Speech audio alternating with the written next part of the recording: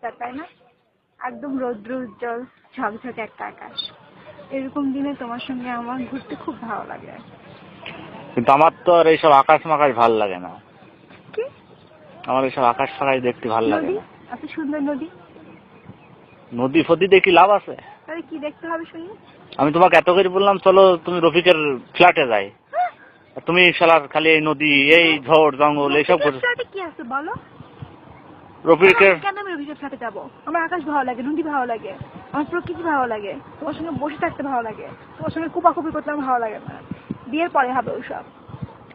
একদিন তোমাকে আমি টেস্ট করবো না, তুমি অরিজিনাল না ডুপ্লিকেট আমাকে দেখতে তো হবে। তুমি বলতে যাচ্ছ যে তুমি টেস্ট করার জন্য তুমি আমাকে রফিকের ফ্ল্যাটে নিয়ে যাবে? চলো না তাই। তোমার প্র্যাকটিস রফিক শালা চাবি দিয়ে গেল যে দোস্ত তোমার লাগলে তুমি যাও। এইবার রুচি আর তোমার সঙ্গে হচ্ছে প্রেম। ওটা প্রতারক, ভণ্ড, নষ্ট ছেলে। না তো কি শালা কোনে গন্ধওয়ালা নদীর ধারে একটা গড়ায় একটা নদী হলো। হ্যাঁ,